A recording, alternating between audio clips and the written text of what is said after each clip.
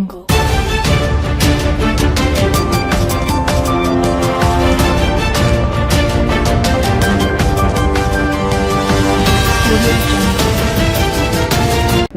आज तक 24x7 news में आपका स्वागत है और मैं हूं आपके साथ निकिता श्रीवास्तव। आइए रुक करते हैं तमाम बड़ी खबरों का।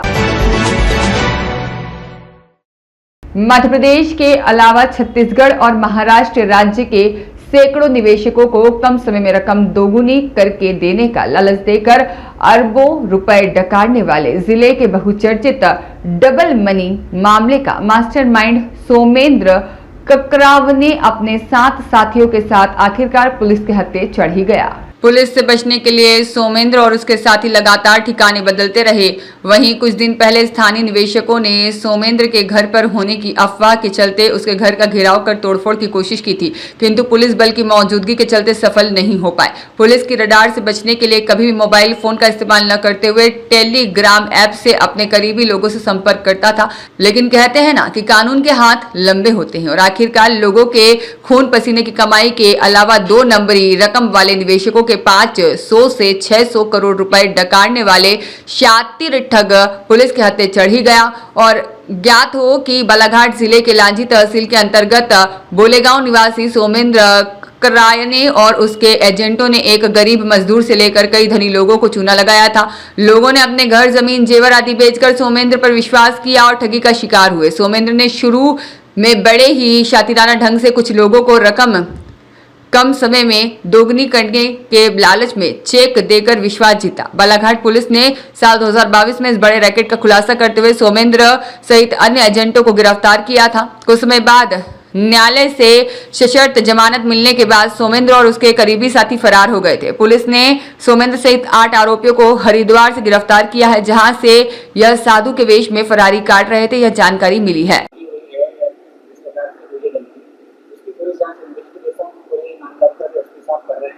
और हमने माननीय न्यायपालिका पर पूरा भरोसा है। तो आप मुझे पता था कि आप जानबूझ के आपके ट्रांसपेरेंट का पूरा है, आपके पास दर्पण की तरह पूरा काम कर रहे हैं और हमारे माध्यम से हमारा नाम लेके भी जो काम किए हैं बालाघाट कार्यालय से भी घोषित थे।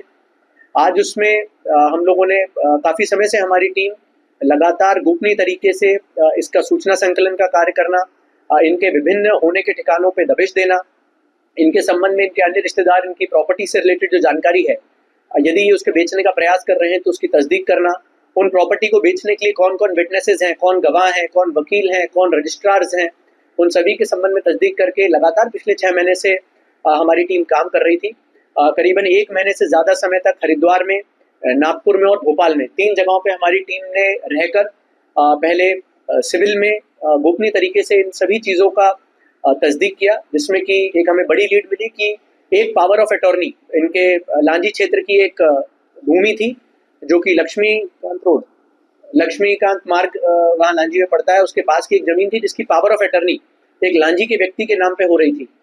तो हम लोगों ने भी उसमें बायर बन के और सेलर बन के उसमें अपना इंटरेस्ट जगाया और जब इन चीज़ों से हमें थोड़ी सी लीड मिली तो हमें पता चला कि ये जो पावर ऑफ अटॉर्नी है ये भोपाल में होने वाली है। भोपाल में कोलार में जाके पावर ऑफ अटॉर्नी हुई। उस पावर ऑफ अटॉर्नी में बालाघाट के भी 2 लोग उसमें साक्षी के रूप में भी थे, पर वहां से हमें फिर फर्दर लीड्स मिलना शुरू हुई कि किस प्रकार से वहां पर एक भाई इनके जो राकेश मंसूरे हैं वो पावर ऑफ अटॉर्नी कराने के लिए आए थे। वहां के बाद जब हमने फर्दर लीड्स को डेवलप किया तो हमें पता चला कि इनका मूवमेंट ट्रेन के माध्यम से दिल्ली की तरफ हुआ है, दिल्ली से फिर हरिद्वार की तरफ मूवमेंट हुआ है। काफ़ी समय तक हरिद्वार में हम लोगों ने साइलेंटली इन चीज़ों को वॉच किया, देखा। जब हमें तस्दीक हो गई उसके बाद अब अग्रिम वैधानिक कार्रवाई के लिए इनको लेके आए हैं और इसके संबंध में लगातार जो पूर्व में प्रकरण पंजीबद्ध है प्लस। अशोक मोटवानी की रिपोर्ट।